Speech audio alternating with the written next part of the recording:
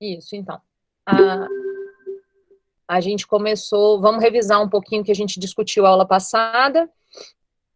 Então, o eritograma é o nosso... Vocês estão vendo a minha seta?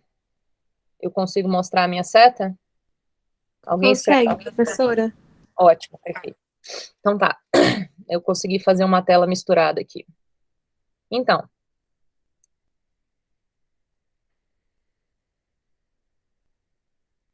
não adianta nada. Tá. Então, o eritograma, ele compõe três variáveis que são dosadas: o número de hemácias, a quantidade de hemoglobina, na verdade, a concentração da hemoglobina no sangue, e o hematócrito, que é a fase vermelha, é a fase de células vermelhas dentro do sangue total.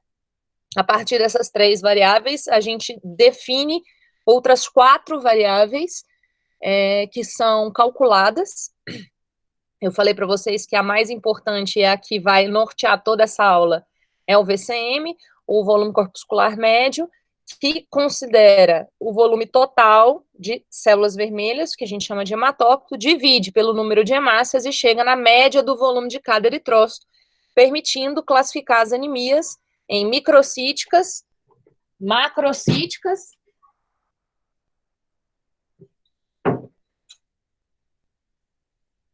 ou normocíticas. A microcitose é uma anemia com VCM menor do que 80, a macrocitose uma anemia com VCM maior do que 100, e as hemácias normais com VCM entre 80 e 100. As outras três variáveis que são calculadas a partir das dosadas são o HCM, que leva... Um segundinho só, pessoal.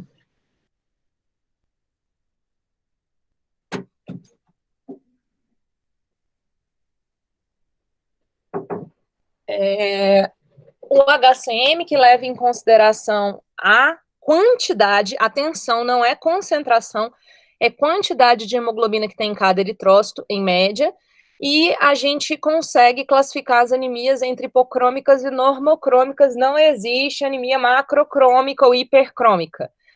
Me importa se tem pouca hemoglobina dentro da hemácia, não me interessa se tem muita. Por definição, se a célula é grande, ou seja, uma célula macrocítica, ela vai ter um HCM aumentado, isso não tem significado.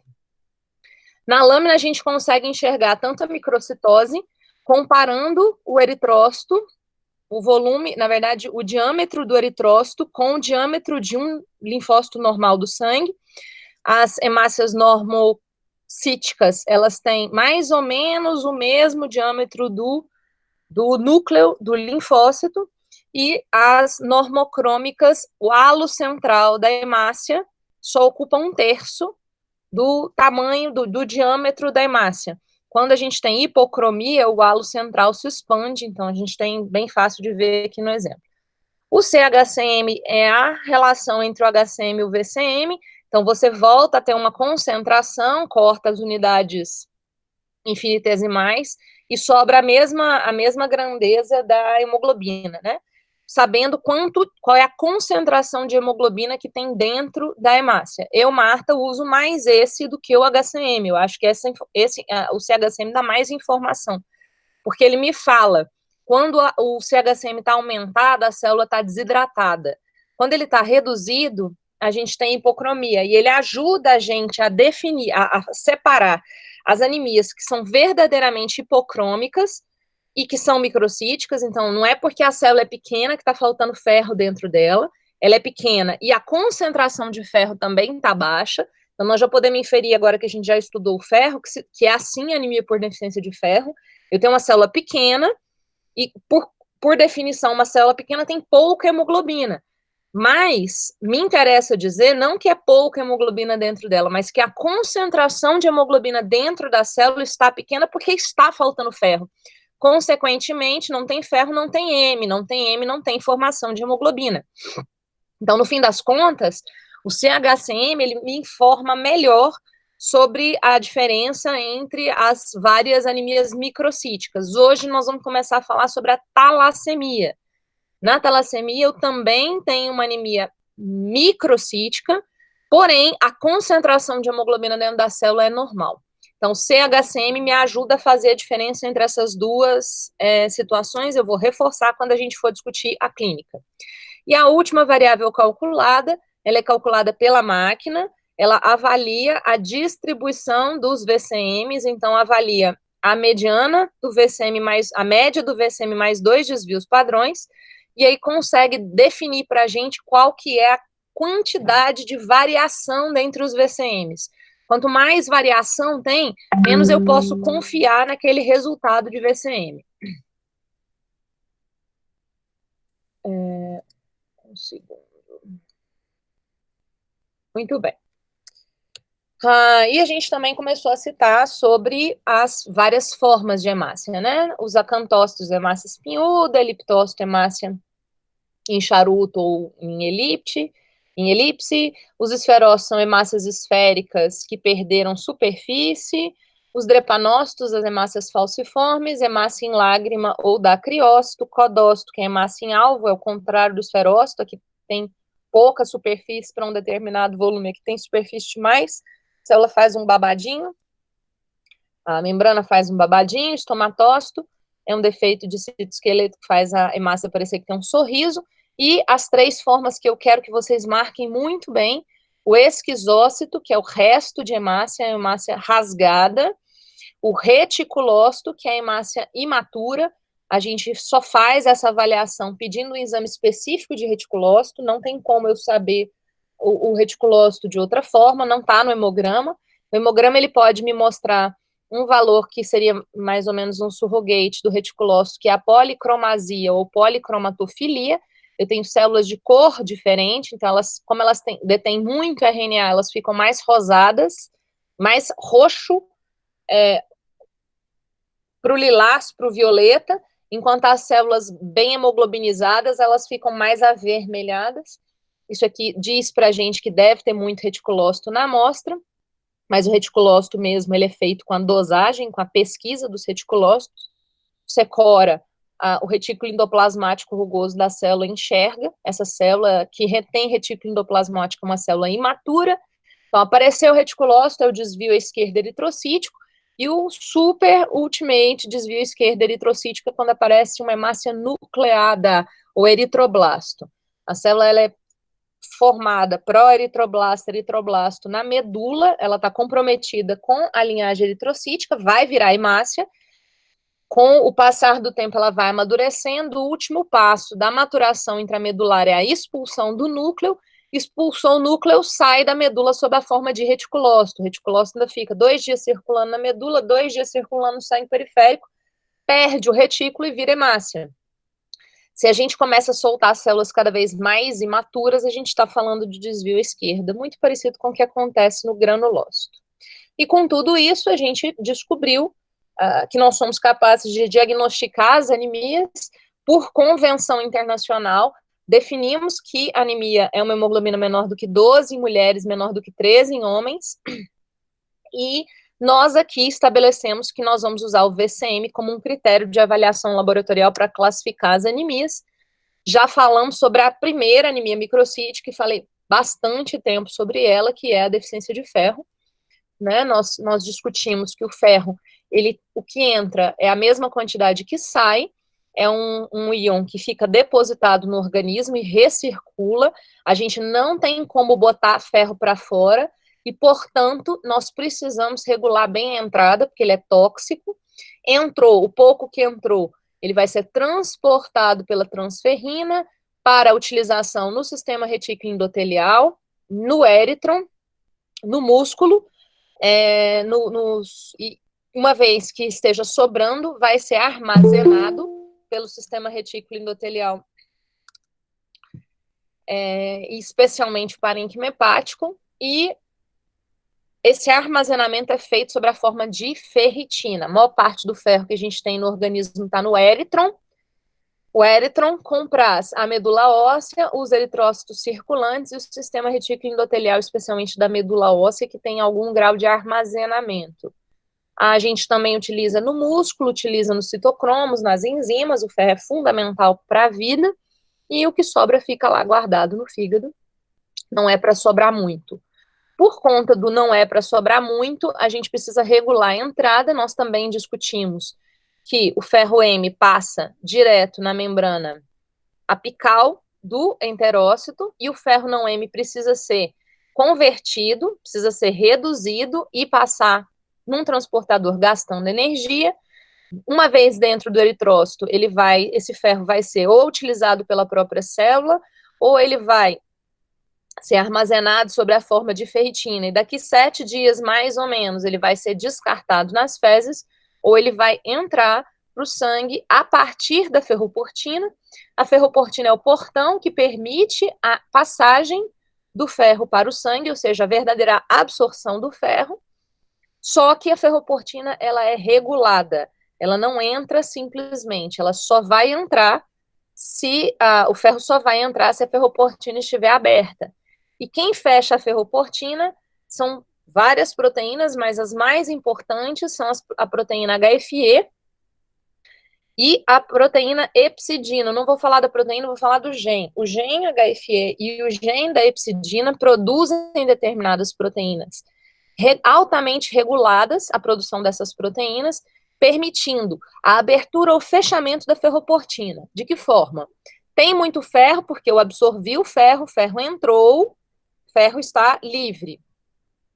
O ferro vai ser transportado pela transferrina, a transferrina chega lá no fígado e fala, tem ferro, não preciso mais fazer ferro.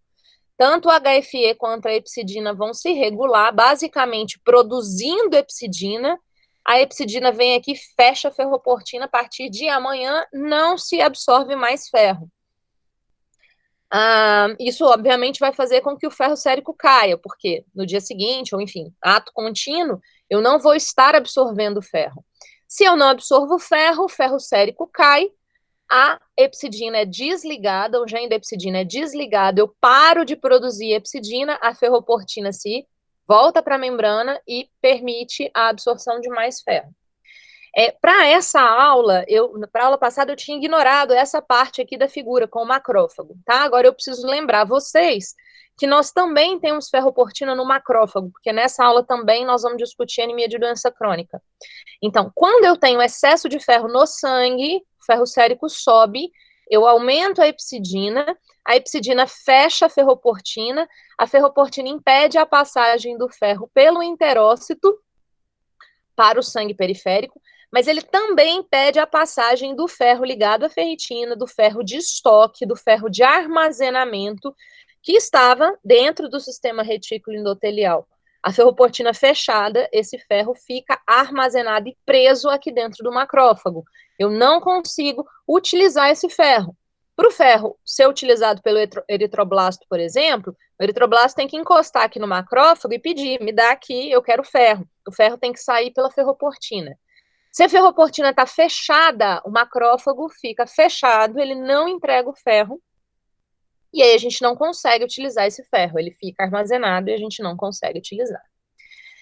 A gente falou bastante sobre as causas de ferropenia, que principalmente estão relacionadas à perda aumentada, mas nós também temos causas de absorção inadequada, e eu disse para vocês com todas as letras, e vou repetir, nós não consideramos que existe anemia por baixa ingesta em adulto.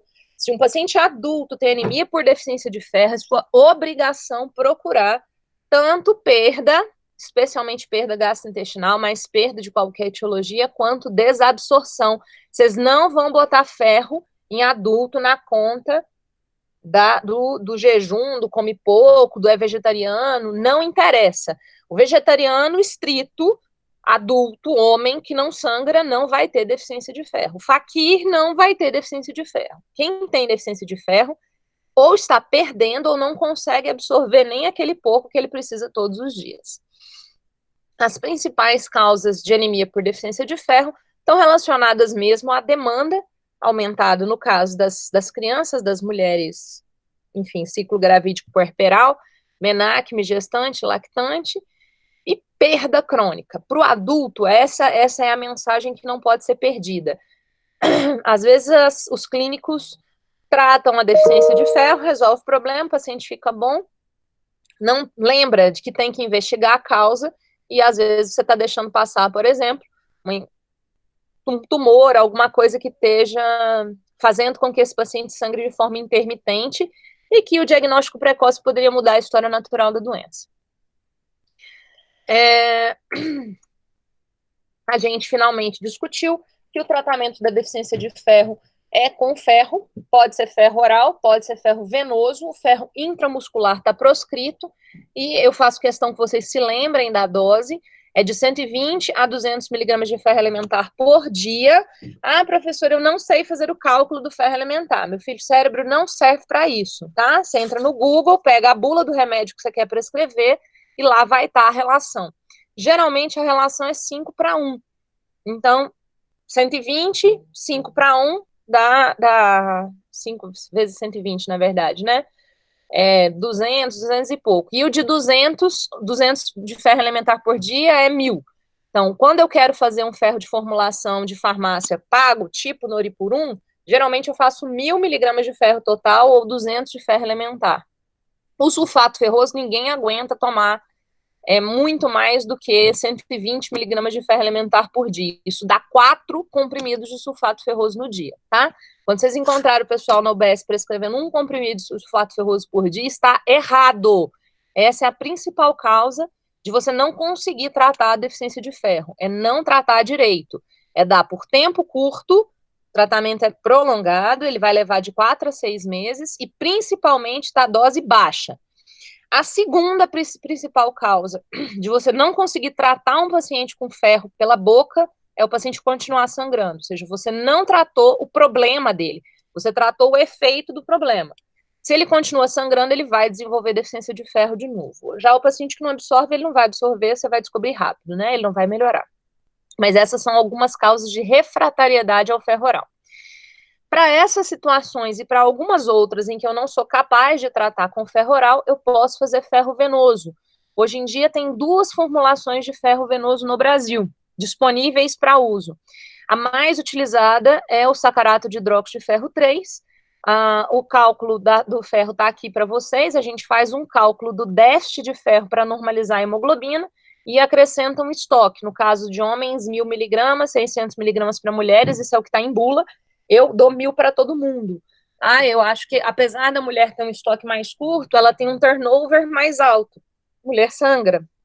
Então, eu acabo fazendo mais ferro de estoque para as mulheres. Eu calculo um ferro de estoque mais alto para as mulheres.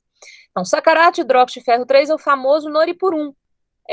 A gente faz o cálculo de quantas ampolas o paciente precisa usar e distribui essas ampolas ao longo do tempo. É uma formulação extremamente segura. Médico não é para ter medo de fazer ferro venoso. Durante muitos anos existia um pânico em relação à questão da anafilaxia com ferro venoso, mas nós nunca tivemos no Brasil a formulação de ferro venoso que causa anafilaxia. E as taxas de anafilaxia com sacarato de hidróxido de ferro 3 são extremamente baixas. A gente tem mais de 30 anos de experiência com essa medicação. O que acontece é a reação infusional. Então, num lugar onde esteja acontecendo infusão de ferro, precisa ter médico disponível, porque se for feita uma infusão rápida, o paciente pode ter reações. As reações, elas são absolutamente benignas, respondem à parada da infusão, mas, enfim, precisa ter alguém que saiba o que está fazendo por perto, porque uma reação infusional não contraindica o tratamento para todo sempre. Você só precisa fazer o ajuste do tratamento. Bom, por causa dessas filigranas, dessas questões de dificuldade na infusão de ferro, a indústria criou uma formulação de ferro que é bem mais simples de ser utilizada que a carboximaltose férrica. O sacarato de hidróxido de ferro 3, para fazer 1.000 miligramas, eu preciso que o paciente vá à unidade de saúde 3 a 4 vezes e fique de 1 a 2 horas lá. Para fazer 1.000 miligramas de carboximaltose férrica, eu faço em 15 minutos, dose única. Tudo que é muito bom em medicina tem um defeito grave, né? É custo. A carboximaltose, 2 ampolas, 1.000 miligramas custa R$1.000. O sacarato de hidróxido de ferro 3, 1.000 miligramas custa R$100. Então, a gente ainda tem a dificuldade do custo. A que tem no SUS é essa aqui, a gente usa muito, nós vamos continuar usando, é uma excelente formulação. De novo, não é para ter medo. E aí a gente começa a aula de hoje discutindo, então, o restante das outras microcitoses. Até agora eu estava passando para vocês uma revisão, né, de tudo que a gente estava falando até agora. Dentre as outras causas de microcitose, e eu faço questão que vocês se lembrem de 4 causas, a gente acabou de discutir o ferro, mas existem outras 3. De fato, quando eu estou encarando uma microcitose, a primeira coisa que eu quero fazer é descartar anemia por deficiência de ferro. Isso significa o seguinte: eu tenho que olhar o hemograma e tenho que buscar outras alternativas na história, em outros exames, para corroborar a minha hipótese de deficiência de ferro e tratar de acordo, ou dizer, não, a gente não está diante de uma deficiência de ferro, nós estamos diante de um outro diagnóstico diferencial, vamos atrás desse diagnóstico diferencial, tá? Os exames que a gente usa para isso são a associação de ferro sérico. O ferro sérico é o ferro que é medido no sangue a cada momento, a capacidade total de ligação de ferro, que é um marcador surrogate da transferrina, e a própria, ou eu posso usar a própria transferrina. A transferrina, ela é um exame mais caro, então a gente acaba dando alternativa a gente prefere que se faça a dosagem da capacidade total de fixação de ferro. Capacidade total de fixação de ferro é exatamente a quantidade de sítios de ligação de ferro que eu tenho na transferrina. Cada molécula de transferrina ela é capaz de transportar uma quantidade X, que não vem ao caso, de moléculas de ferro. E geralmente a transferrina ela está saturada em 1/3 dos seus estoques. Então ela não anda carregada, ela fica mais ou menos carregada com 1/3. Se ela tem menos de 20% de saturação, ou seja, ela está com a sua capacidade ocupada menor do que 20%, eu tenho deficiência de ferro. Isso pode acontecer porque o ferro biodisponível, o ferro sérico, está baixo, ou porque eu tenho um aumento da ligação dos sítios de transferrina. Eu estou aumentando a produção de transferrina. Pois é, o ferro, o organismo humano, quando existe deficiência de ferro, ele aumenta a produção de transferrina. Isso é um conceito que é um pouco difícil de entender, porque a gente pensa que isso seria contraproducente, tá? Mas eu quero que vocês imaginem o seguinte: eu quero transportar pessoas, eu quero pegar uma pessoa aqui e levar para um outro lugar. Não me interessa se os meus ônibus estão vazios, se o meu transportador está vazio. Mas eu quero, independente da quantidade de transportador que eu tenho, eu quero transportar pessoas.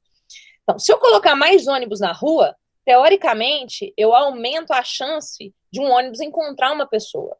Então, eu vou ter mais ônibus vazios, mas no fim das contas, eu vou ter mais pessoas sendo transportadas. Deu para entender esse conceito? Eu vou abrir a grade aqui. Alguém ficou com dúvida nesse conceito?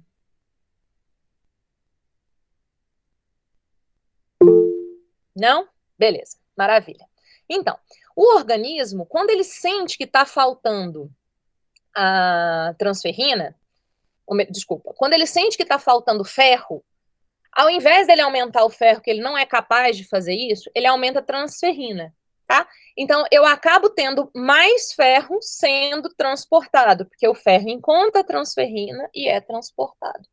Só que, como eu aumentei a transferrina, a saturação da transferrina cai. Então, eu tenho essa falsa sensação de que o paciente, na verdade, ele está com menos ferro sendo transportado. Não é isso. Mas isso é um bom marcador para diagnóstico, tá? A transferrina, em situações de deficiência de ferro, ela sobe. O organismo aumenta a produção de transferrina para aumentar a quantidade de ferro a ser transportada. A transferrina tem um marcador surrogate, que é a capacidade total de ligação de ferro. Eu vou chamar ela de TIBC, Total Iron Binding Capacity. É a sigla que a gente usa normalmente. Então, o TIBC, ele é exatamente a transferrina, ela tem o mesmo significado da transferrina. O TIBC vai subir, a transferrina vai subir. Como o ferro está baixo, o ferro sérico cai e o índice de saturação de transferrina teve o seu numerador reduzido, que é o ferro sérico, e o seu denominador reduzido, que é o TIBC, a capacidade total de fixação de ferro. Então, consequentemente, a razão, índice de saturação de transferrina cai. O índice de saturação de transferrina, que é diagnóstico de deficiência de ferro, é abaixo de 20%. E a gente já falou da ferritina. Né? A ferritina é uma proteína de fase aguda que sobe em estados de inflamação. Mas aqui me interessa ela baixa porque está faltando ferro. É o marceneiro que produz armário para guardar uma coisa. Se eu tenho pouca coisa a ser guardada, teoricamente eu tenho pouco armário. Então, o painel de diagnóstico de anemia por deficiência de ferro é ferritina baixa, ferro sérico baixo, capacidade total de fixação de ferro alta, transferrina alta, e como índice de saturação de transferrina é o ferro sérico sobre a capacidade total de fixação de ferro, é uma relação, o índice de saturação de transferrina vai cair muito, porque caiu o ferro sérico e aumentou a capacidade total de fixação de ferro. Bom, no passado, a gente usava esse exame ferromedular para diagnóstico de deficiência de ferro, fazia um mielograma e avaliava os estoques de ferro na medula, tá? Isso é uma coisa do medievo, a gente não usa mais. E no SUS, especialmente, mas assim, eu, Marta, sou super fã, uso muito prova terapêutica, tá? Se o paciente tem ferro, eu acho que ele tem deficiência de ferro, eu tô olhando o hemograma dele, é um hemograma típico, eu tô olhando esses exames estão me apontando para deficiência de ferro, eu vou tratar o paciente e vou avaliar a resposta dele daqui um tempo. No SUS a gente não tem ferritina custa caro, custa quase R$100 para fazer uma ferritina particular. O TIBC é baratinho, então esse a gente ainda consegue fazer, mas no consultório eu não tenho tempo para isso. O paciente veio para mim com deficiência de ferro, ele vai sair do meu consultório já com uma receita de tratamento, eu não vou esperar um outro exame para dar diagnóstico. A gente dá o ferro para ele e reavalia o hemograma em 3 semanas, tem que subir 1 grama de hemoglobina por semana, ou eu posso reavaliar o reticulócito, daí 1 semana, o reticulócito estava baixo, porque não tinha ferro disponível, eu começo a produzir célula vermelha, porque eu ofereci o ferro, o reticulócito faz um pico, esse pico acontece entre o 7º e o 10º dia do início da reposição de ferro. Pronto, está definido que o paciente tem deficiência de ferro, agora nós vamos procurar a causa e lembrar que o tratamento é prolongado. Isso. As dicas no hemograma que dizem para mim que o hemograma é clássico de uma deficiência de ferro é uma anemia hipocrômica, vocês estão vendo aqui o halo central super aumentado, microcítica, uma célula bem pequenininha quando a gente compara com o núcleo do linfócito, a maior parte das células são pequenas. A gente vê uma anisocitose importante, você tem célula de tudo quanto é tamanho aqui, e de repente aparece umas células de formato esquisito, quer aparecer até uma lágrima aqui, um trem que eu não consigo nem classificar, um estomatócito, enfim. A anisocitose, ela é importante na deficiência de ferro, quanto mais grave, mais anisocitose. A anisocitose, ela vai ser refletida no hemograma pelo RDW alto, então anemia hipocrômica, microcítica, com RDW alto, e uma manha que a natureza colocou para a gente dar diagnóstico de deficiência de ferro, trombocitose, tá? Vocês estão vendo aqui que nesse campo que era para ter pouquíssima plaqueta, tem plaqueta para danar. 1, 2, 3, 4, 5, 6, 7, 8, 9, 10, 11, 12, 13, 14, 15, 16, 17 plaquetas num campo que era para ter tipo 4 ou 5 plaquetas. Então, a gente não sabe muito bem o motivo pelo qual isso acontece, mas a trombocitose acontece na deficiência de ferro e me ajuda a fazer diagnóstico de deficiência de ferro. Isso. Uma vez que eu descartei a deficiência de ferro, então estou falando de uma anemia microcítica que não é causada por ferro, o segundo grande diagnóstico diferencial são as síndromes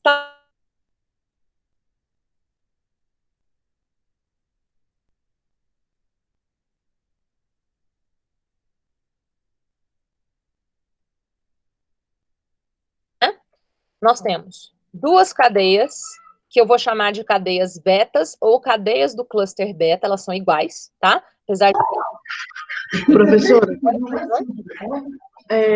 travou no início dessa tela que você falou. Você pode repetir, por favor? Na tela também?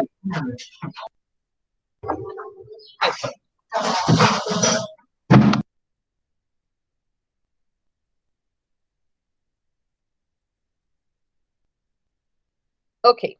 Então, uma vez que a gente descartou a possibilidade de uma anemia por deficiência de ferro, ou pelo hemograma, ou pela ferrocinética, nós vamos pensar que nós estamos falando de uma síndrome talassêmica, o segundo diagnóstico diferencial de microcitose.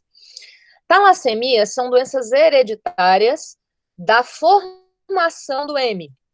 O M, ele é normal, ele se forma de forma normal, mas a relação entre as cadeias globínicas fica prejudicada, geralmente por uma deleção num gene que forma essas cadeias globínicas. Então, vocês estão vendo aqui, eu tenho a hemoglobina, muito prazer, essa aqui é a hemoglobina, tá? A hemoglobina é formada por 4 cadeias globínicas com um M dentro, e no meio do M tem um ferro, tá? Então, ferro, M, cadeia globínica. E as cadeias globínicas, as 4, são separadas 2 a 2. Eu tenho 2 cadeias globínicas que eu vou chamar de alfa, ou cadeias globínicas do cluster alfa, e 2 cadeias globínicas do cluster beta. Apesar de ter beta 1 e beta 2 aqui, elas são iguais. Apesar de ter alfa 1 e alfa 2 aqui, elas são iguais. Ok? Então, uma hemoglobina normal, uma hemoglobina padrão, é formada por 2 cadeias globínicas do cluster alfa e 2 cadeias globínicas do cluster beta. Ao longo da vida neonatal, que saco! Ao longo da vida neonatal, aqui a gente está no nascimento no 0, bem aqui, tá? Então, eu estou falando da vida neonatal aqui atrás.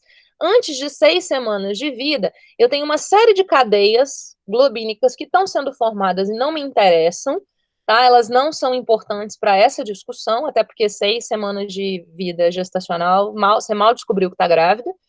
É realmente bem precoce mesmo na formação do embrião e do feto. E muito precocemente eu começo a produzir da cadeia globínica alfa, do cluster alfa, a cadeia globínica alfa. E alfa é o que eu vou produzir até eu morrer, tá? Durante toda a minha vida, do cluster alfa, o que eu vou produzir é basicamente só alfa. Já do cluster beta, eu tenho outras coisas sendo produzidas aqui também, mas bem precoce, no início da vida intraútero, eu começo a produzir a cadeia gama do cluster beta. O cluster beta tem cadeias gama, beta e delta, que não está representada aqui nesse slide. Eu começo a produzir gama, eu produzo gama um tempão, quando tá para nascer, gama começa a cair e beta começa a ser produzido. Uma vez que esse bebê completou 1 ano de vida extraútero, ele só praticamente vai produzir beta e seguir produzindo beta o resto da vida.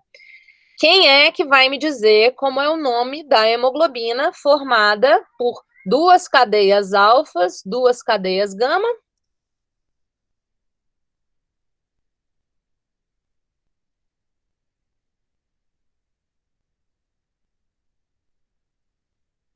Nobody?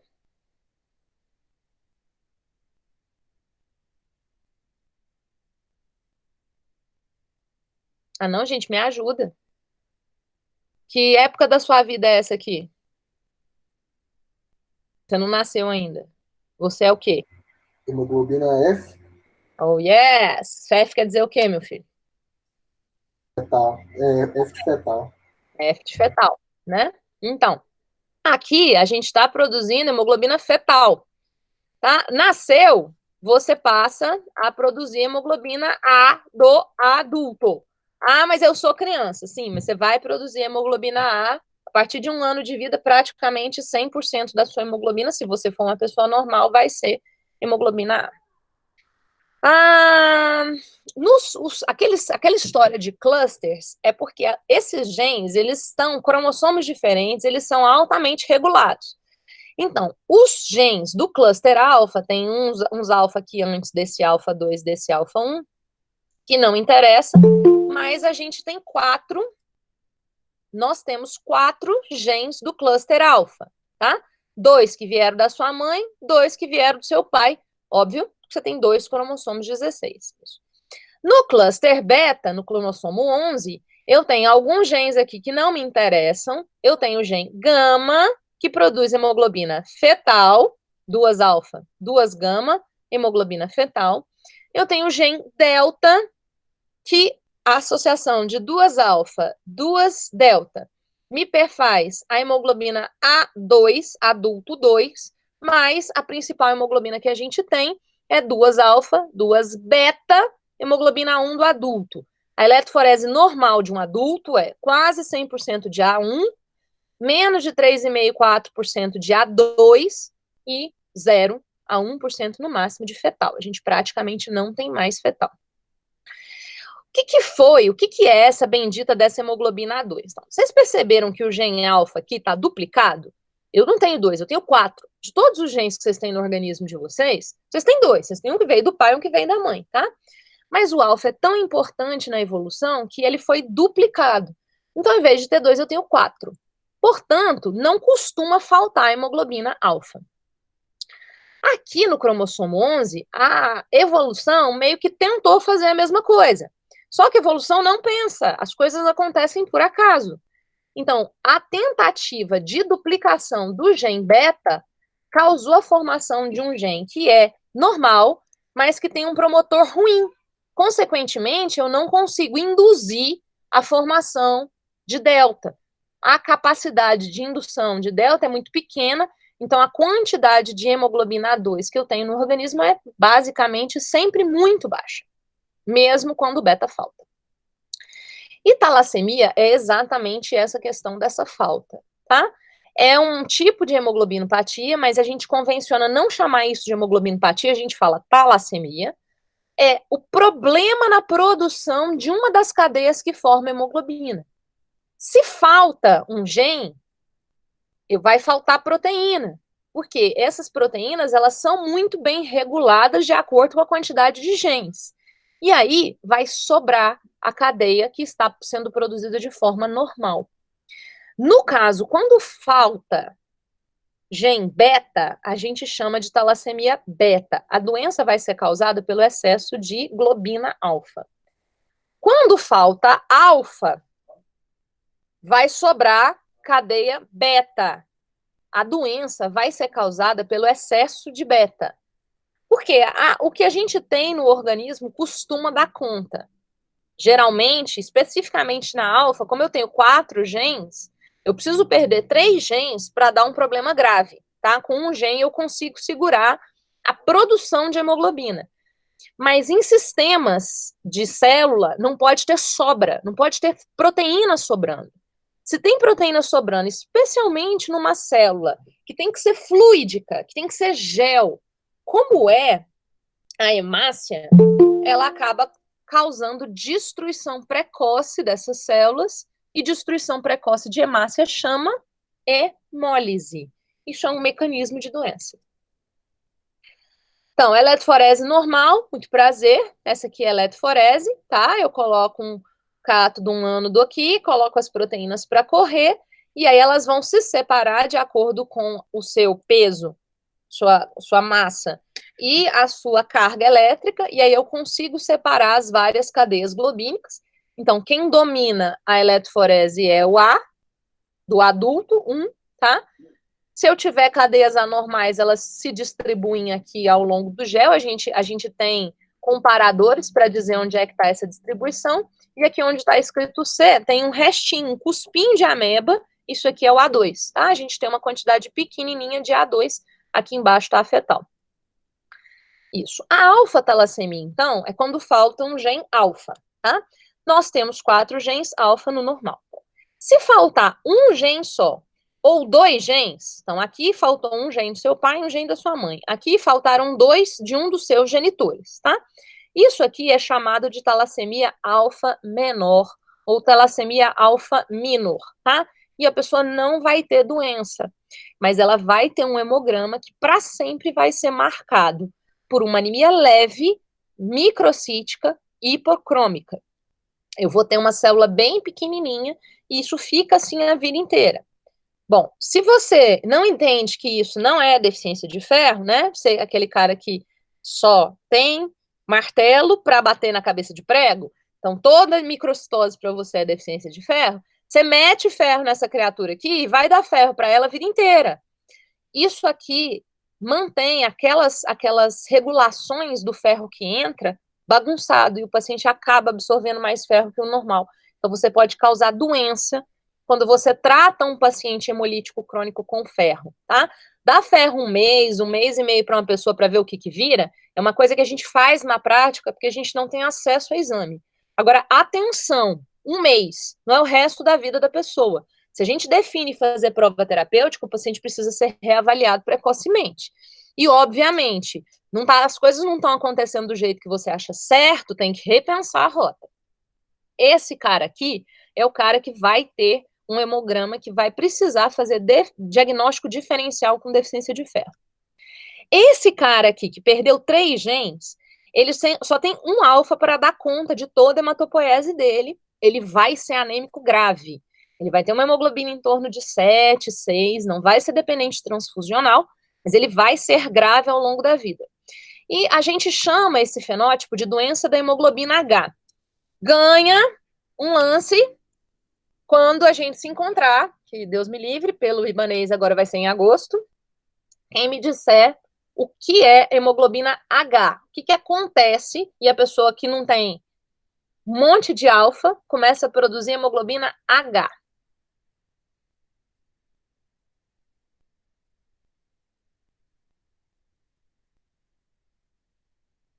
Dez segundos. 10, 9, 8.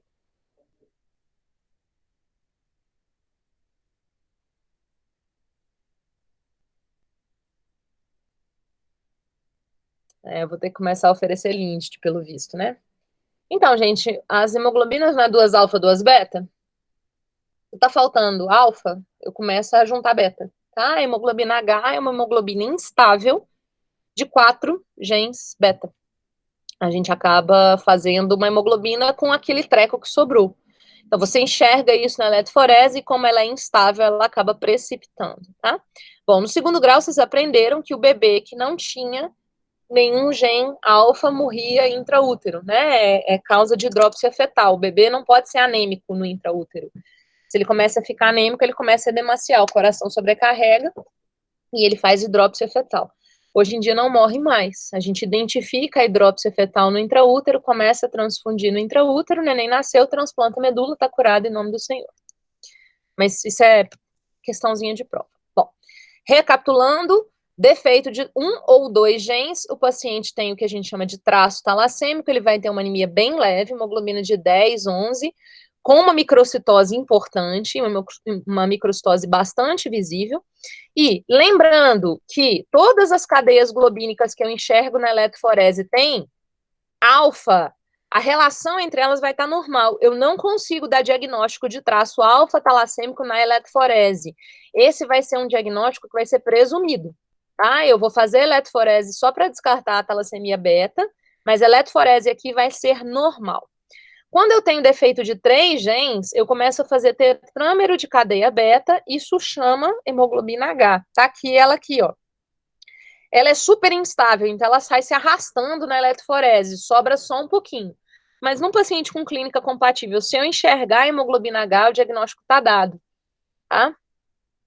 Esse paciente vai ter uma anemia grave, com microcitose, e a gente consegue enxergar a hemoglobina H na eletroforese. O diagnóstico mesmo de alfa-talassemia é só com testagem de DNA e estudo familiar. É um negócio muitas vezes complicado. Mas para que serve esse diagnóstico? Vou fazer alguma coisa com isso? Na verdade, serve para você não dar ferro à toa para uma microcitose crônica e principalmente para evitar que essa pessoa que tem 2 genes alterados se case com outra pessoa que tem 1 ou 2 genes alterados, porque daí a gente pode partir para a doença da hemoglobina H e a talassemia alfa maior, né, a hidrópsia fetal. Algumas dicas no hemograma, os traços talassêmicos, eles começam a fazer hemácia em alvo. Vocês estão vendo uma quantidade absurda de hemácia aqui, que tem esse fenótipo de hemácia em alvo, né, tem um alvinho. A gente vê policromasia, eu já falei sobre isso com vocês hoje, então é uma anemia hemolítica crônica, existe aumento de reticulócito, aqui eu tô vendo 3, 4 células que tem uma cor diferente dessas células aqui em volta, e eu começo a ver um pontilhado basofílico, que é aquele excesso de hemoglobina, de globina livre que está sobrando, começa a precipitar no sangue. Na verdade, não precipita no sangue, precipita no citoplasma da hemácia. Essa hemácia, na hora que passar no sinusoide hepático, ela vai ficar presa. Na doença da hemoglobina H, isso chega no nível do insuportável. Eu consigo ver, quando eu peço a dosagem de reticulócito, eu consigo ver essa forma aqui, que é a hemácia em bola de golfe. Se você visualizar, você consegue enxergar aquelas reentrânciazinhas da bola de golfe, né? A maioria das hemácias que vocês estão vendo aqui são hemácias em bola de golfe. Isso aqui é a doença da hemoglobina H. E quando a gente olha o sangue periférico, tem essas hemácias normais aqui. Tem essas hemácias normais aqui, mas todo o resto é extremamente hipocrômico e microcítico. Isso aqui são hemácias do ser humano, isso aqui são hemácias de transfusão, tá? Não tem jeito, ele nunca vai ter um troço bonitinho, redondinho desse jeito, então foi a que acabou de ser produzido, né? Bom, alfa-talassemia é um pouquinho mais complicado por conta daquela questão dos 4 genes. Beta-talassemia, todo mundo que entende herança mendeliana padrão consegue compreender. Eu tenho a perda de um gene na beta-talassemia. Caso eu tenha a perda de um gene, eu tenho um portador que é assintomático. Esse cara tem talassemia menor ou talassemia minor. Esse portador se casa com uma pessoa não portadora. Eu tenho 50% de chance de ter crianças portadoras do traço talassêmico, que também serão normais. Acontece que se causa 2 portadores, eu tenho 25% de chance de essa criança nascer com uma doença grave chamada talassemia intermédia ou talassemia major. O que define se é intermédia ou se é major ou talassemia maior é o fenótipo clínico, não é a parte de genética. Se eu tenho um gene alterado, é traço. Se eu tenho 2 genes alterados, é doença. A doença pode ser mais branda ou mais leve, ou mais grave. Se ela for branda, intermédia. Se ela for grave, major. Nas eletroforeses, aqui eu consigo dar diagnóstico, porque as cadeias beta, elas basicamente vão afetar a hemoglobina A1, e aí a gente volta lá naquela situação. Eu tenho aqui o gene beta. Na beta-talassemia, eu deletei o gene beta. O que o organismo naturalmente faz? Ele induz a produção de delta, hemoglobina A2 do adulto. E é assim que eu dou o diagnóstico de traço talassêmico. Eu aumento a hemoglobina A2 do adulto acima de 4%. Só que essa hemoglobina A2 do adulto, ela não dá conta do recado. Ela não consegue ser extremamente induzida a ponto de normalizar a produção de cadeias do cluster beta. Acaba que o paciente ele vai induzir a fetal e ele produz hemoglobina fetal para dar conta da quantidade de alfa que foi produzida. O diagnóstico do traço, então, é um pequeno aumento da hemoglobina A2, até 6 a 8%.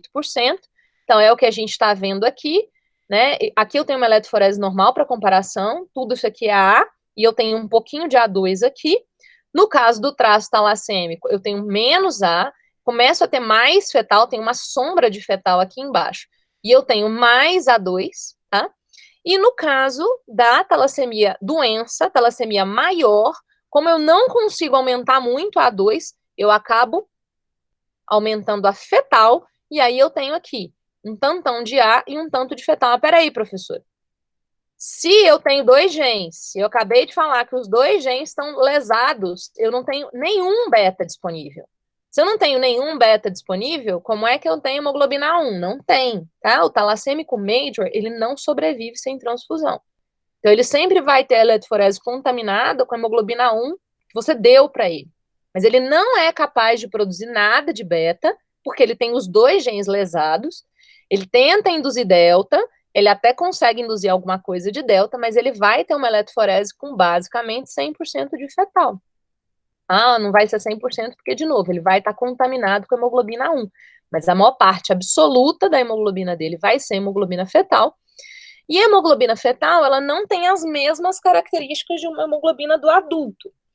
A hemoglobina, ela serve para a gente transportar oxigênio. E a gente transporta oxigênio de um local de altíssima concentração de oxigênio, que é o pulmão, para um lugar de baixa concentração de oxigênio, que é a periferia dos tecidos. A placenta é um tecido periférico. Então, o oxigênio vai chegar na placenta já com baixa concentração parcial. Só que a hemoglobina fetal do bebê, ela precisa ter uma afinidade aumentada pelo oxigênio para ela captar essa hemoglobina na periferia da mulher e jogar na periferia do bebê. Se a gente tem uma hemoglobina com alta afinidade de oxigênio, a gente vai ter dificuldade de oxigenar tecido periférico, porque em situação de de tensão de oxigênio periférica, a hemoglobina fetal ainda vai estar grudada na hemoglobina, no oxigênio, ela não vai liberar o oxigênio para a utilização dos tecidos. É claro que isso não é um mecanismo definidor, não é isso que causa a doença. O que causa a doença mesmo é aquele excesso de alfa que começa a se juntar e fazer uma hemoglobina tetrâmero de alfa que não tem nome, mas que deposita na hemácia, e a hemácia é hemolizada numa taxa extremamente alta. Então, além de eu oxigenar mais o tecido, eu ainda tenho excesso de proteína que vai ser clareada pelo sistema retículo endotelial. Clinicamente, a gente vai ter isso aqui. Então, o bebê talassêmico, né? Ele vai ter uma série de complicações relacionadas à hemólise. Ele vai ter uma expansão da calota craniana, que a gente chama de hair on end. Eu esqueço de colocar isso na aula, prometo que eu vou lembrar agora, mas tem umas fotos bem bonitas aqui.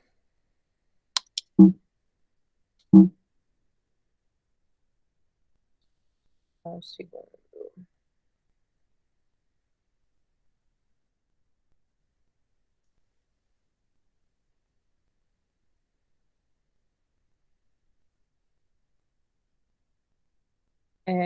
Isso aqui foi questão de medical mystery, um negócio desses na New England.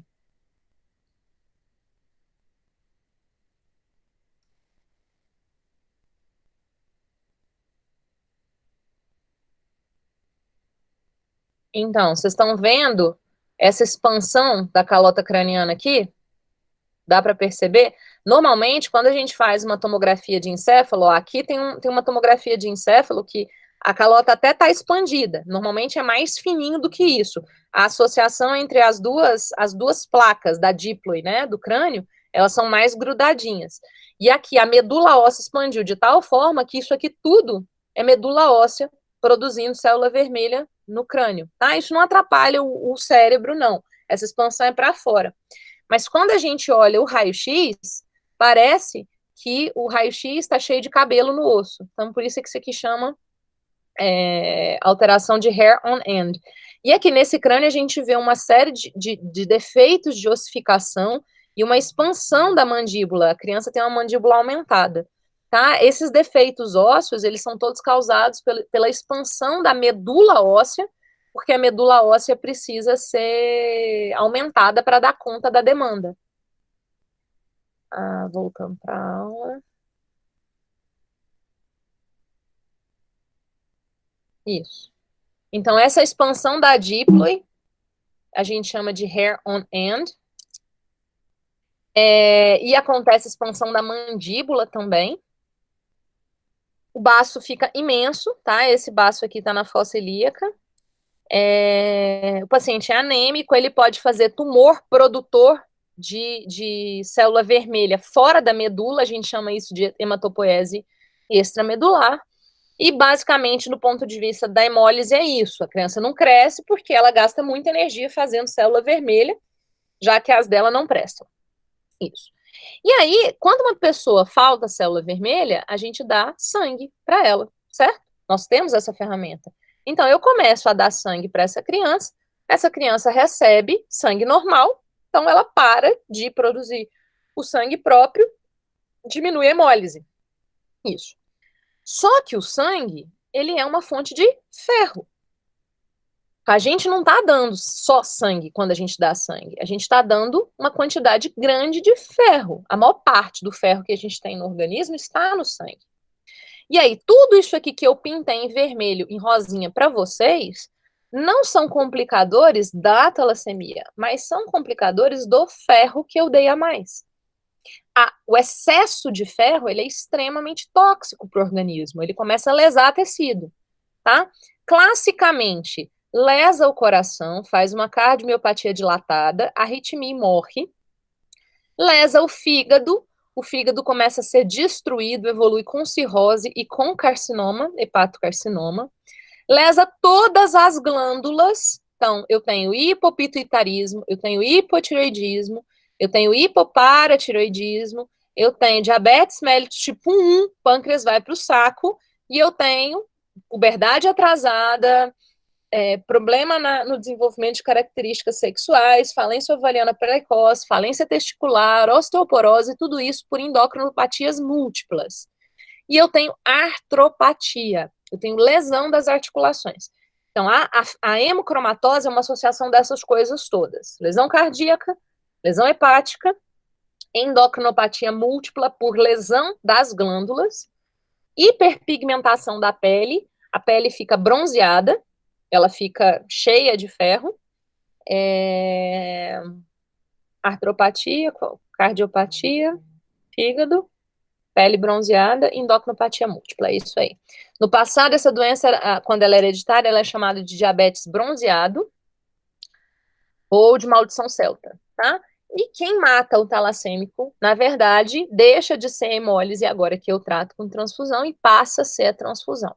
Tratamento da talassemia, de qualquer talassemia maior, é o transplante de medula óssea ativo, tá? A gente pode fazer transplante de medula óssea. E, na verdade, enquanto eu não consigo transplantar essas crianças, eu tenho que tratar o excesso de ferro com quelantes de ferro. Então, eu tenho que gerar uma forma de pegar esse ferro e botar para fora, já que não existe mecanismo de excreção de ferro em adulto.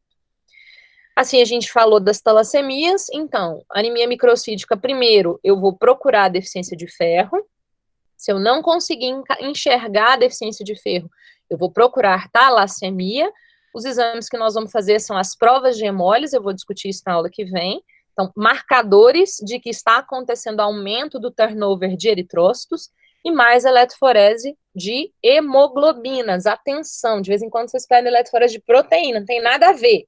Eletroforese de hemoglobinas. A gente pode fazer eletroforese por aquele mecanismo de fita que eu mostrei para vocês, ou pode ser cromatografia líquida de alta performance. Você escreve eletroforese que o laboratório vai fazer o que ele tem que fazer, e aí a gente pensa nesse diagnóstico. Se porventura eu não conseguir dizer que era ferro nem que é talassemia, eu tenho mais 2 diagnósticos diferenciais, que são as anemias sideroblásticas, tá? Que a gente vai falar delas em um slide só, e a anemia de doença crônica, ou anemia da inflamação, que é um terceiro mecanismo de doença que eu quero discutir com vocês hoje, mas a gente já começou a falar, tá? O que é anemia de doença crônica? Nós temos que voltar lá naquela conversa da absorção intestinal do ferro. Ferro M entra por difusão facilitada, ele entra. Ferro não M é reduzido e entra gastando energia por um transportador na membrana apical do eritrócito. Do enterócito. Isso. No enterócito, o ferro ou vai ser utilizado pelo enterócito, ou vai ser armazenado sob a forma de ferritina, e daqui 7 dias ele vai ser descartado, ou ele vai ser absorvido. Para ele ser absorvido, é preciso que a ferroportina esteja aberta e esse ferro passe da membrana basolateral para o sangue. Bom, a ferroportina está aqui no enterócito, tá? Só que a gente viu que a hepcidina, ela regula a entrada desse ferro a partir do enterócito duodenal. Se eu tenho muito ferro entrando, eu produzo hepcidina pelo fígado, a hepcidina vem aqui e bloqueia a absorção de ferro pelo enterócito, eu tenho redução da absorção de ferro. Além disso, a hepcidina também vai lá no macrófago e fecha a ferroportina, fazendo com que o macrófago, que está cheio de ferro, porque ele comeu hemácia, não libere o ferro para a produção de eritroblasto. O eritroblasto vai ficar sem ferro, os reticulócitos vão ficar sem ferro, e as hemácias vão ficar hipocrômicas, microcíticas, e vão ser produzidas numa taxa cada vez menor. Isso é um mecanismo natural do organismo. Acontece que a hepcidina, ela não é regulada só pelo seu gene e pelo HFE. Ela também é regulada pelas citocinas inflamatórias.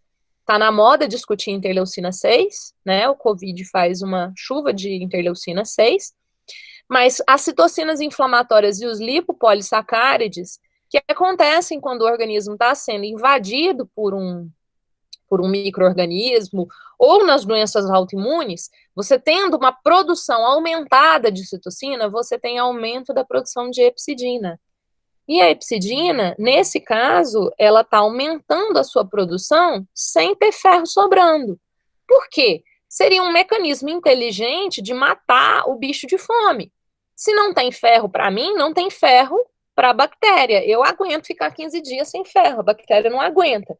Então, eu vou tentar diminuir a absorção de ferro no estômago, no duodeno, e vou diminuir a liberação de ferro para a utilização, porque assim eu mato a bactéria de fome, tá? Bonito. É uma excelente ideia. Acontece que na infecção funciona bem, né? Porque aí eu mato rapidamente a bactéria, só que ninguém pensou, a evolução não pensou que existiriam doenças em que eu teria a produção dessas citocinas sem bactéria, que são basicamente as doenças inflamatórias autoimunes. Então, eu começo a ter a produção de um monte de citocina inflamatória, essas citocinas inflamatórias estimulam a produção de hepcidina, mesmo numa situação de baixa utilização, baixa disponibilidade de ferro, e aí o ferro não é absorvido pela via oral, e como se não bastasse isso, ele ainda fica preso no macrófago, tá? A ideia que eu quero que vocês tenham é uma ideia parecida com o diabetes, né? Só que aqui é o contrário, né? Sair, no diabetes é entrar. Se você não tem o trocinho que permita que a glicose entre, o sangue fica cheio de glicose e a célula fica vazia de glicose. Se você não tem o portãozinho que permita que o ferro saia, a célula fica cheia de ferro e o organismo fica deficiente em ferro. Nas duas circunstâncias, você morre de fome dentro do Walmart.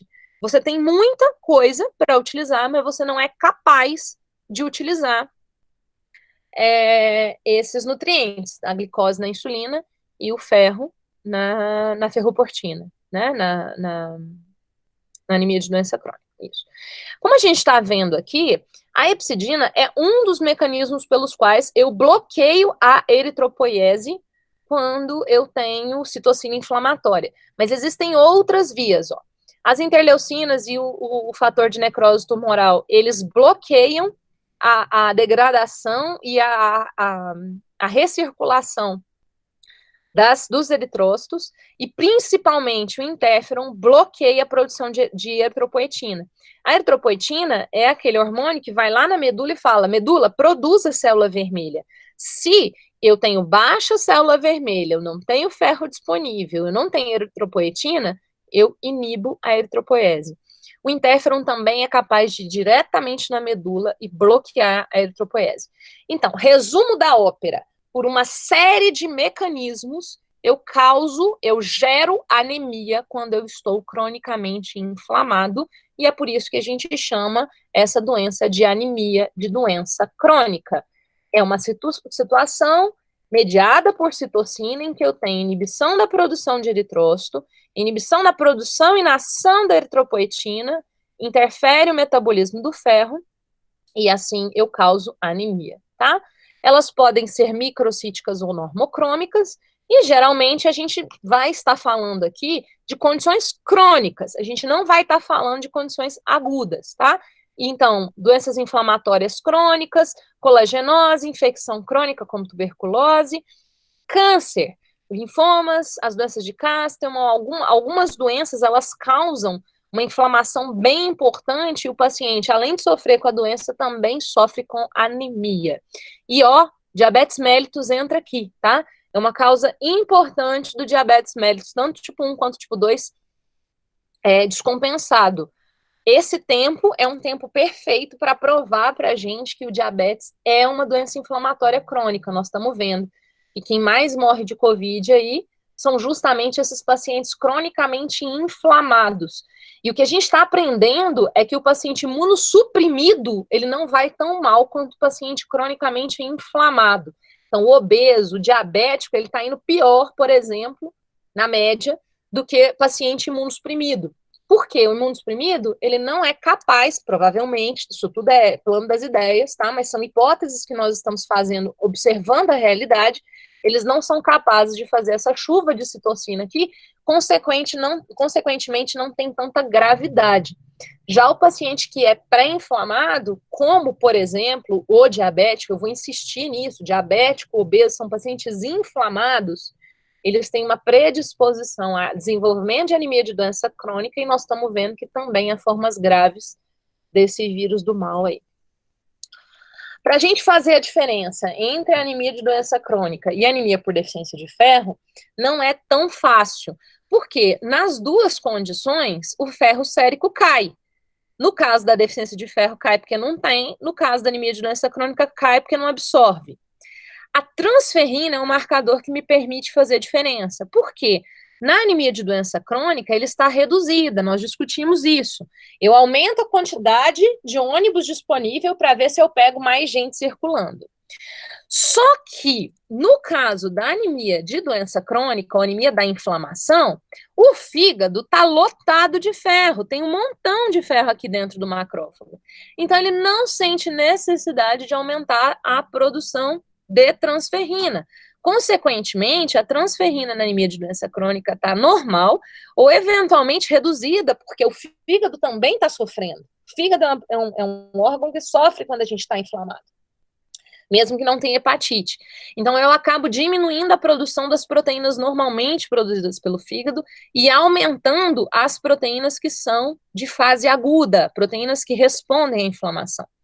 Consequentemente, eu tenho uma grande redução da saturação de transferrina na anemia de deficiência de ferro, porque está aqui a minha razão, eu reduzi o meu numerador, eu aumentei o meu denominador, então eu reduzi muito a minha fração, e nesse caso aqui eu tenho uma redução do índice de saturação também, mas é uma redução menor, porque só o ferro sérico que está reduzido, a transferrina não está aumentada, ele está normal. A ferritina, na deficiência de ferro, ela costuma ser reduzida.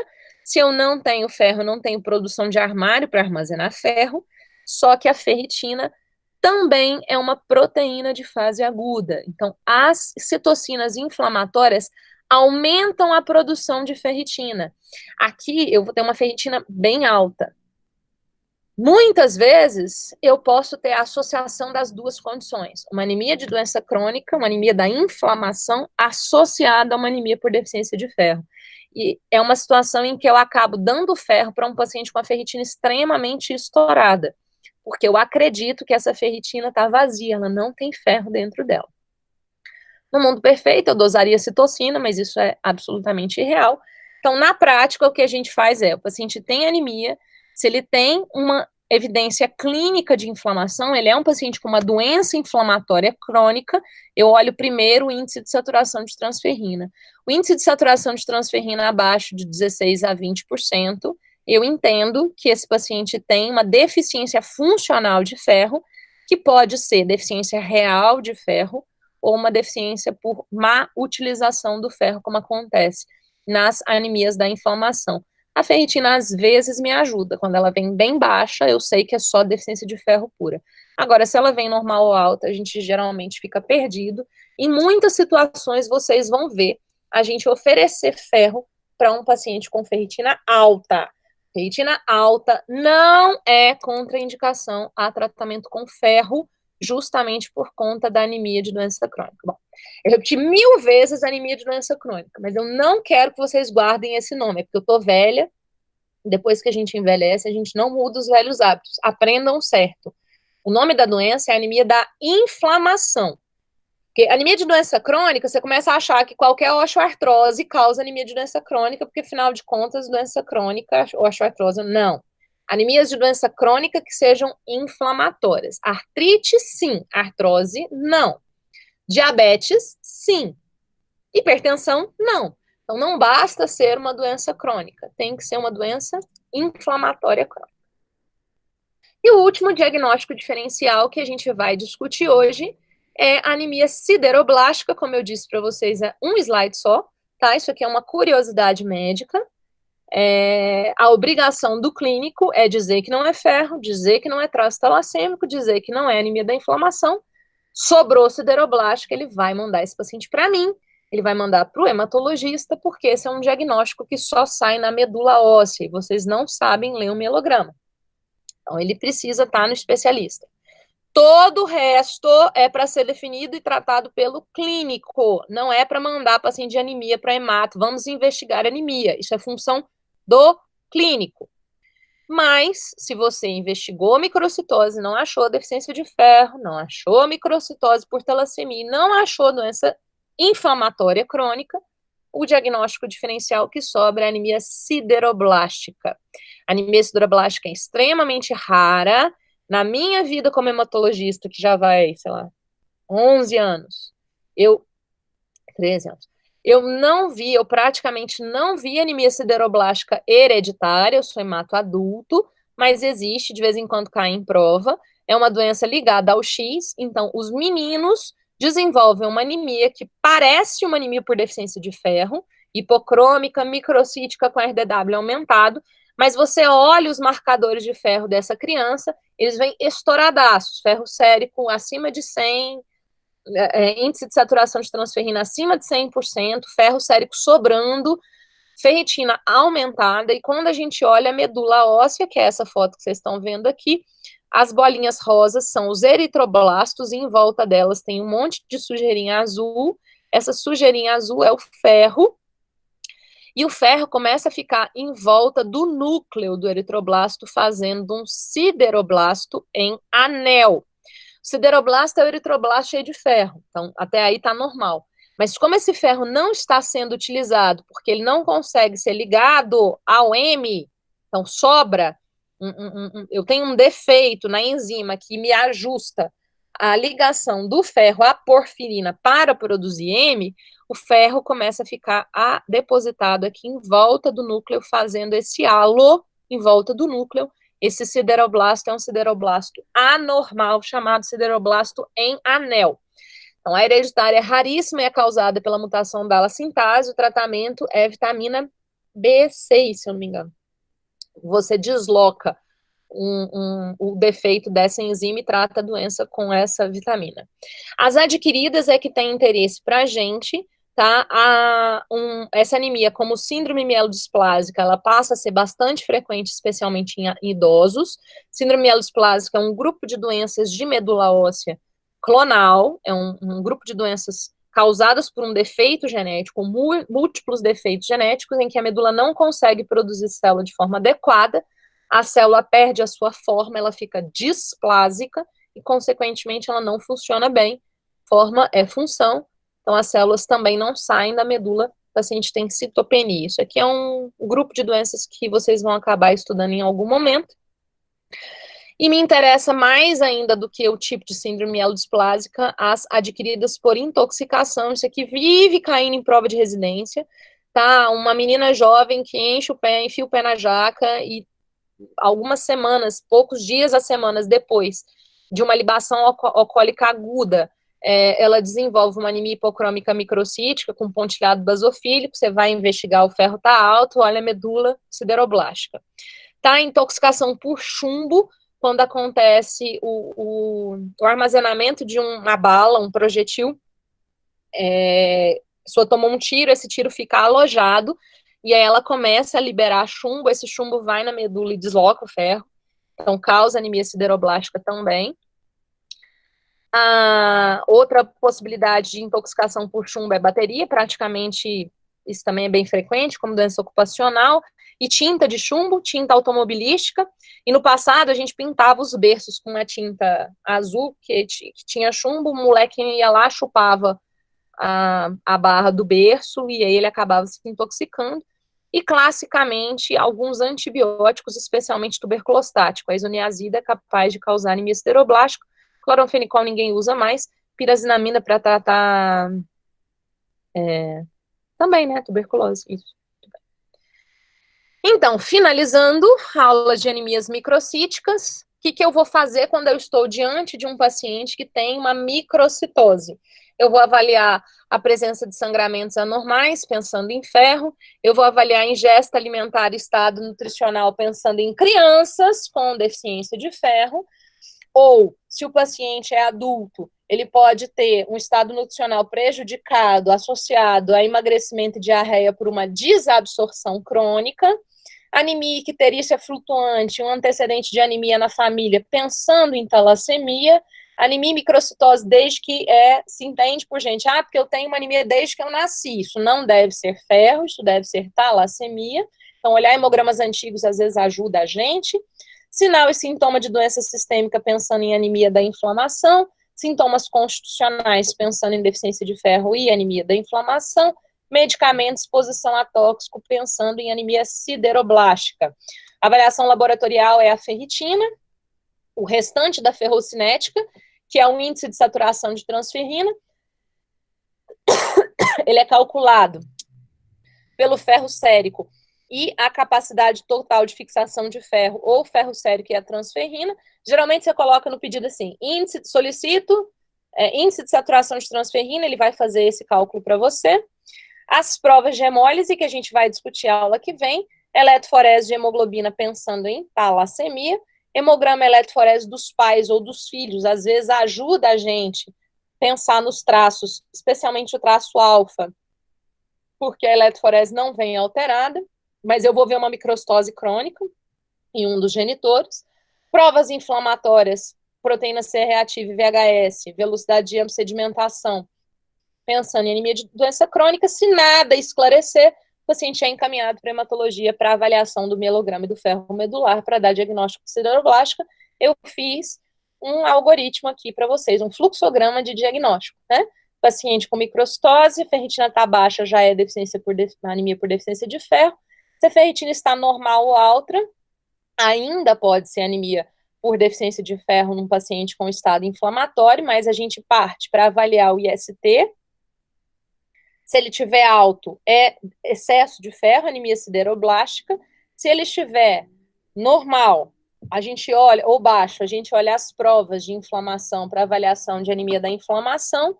Se o IST estiver baixo, com uma transferrina alta, eu volto a pensar em deficiência de ferro.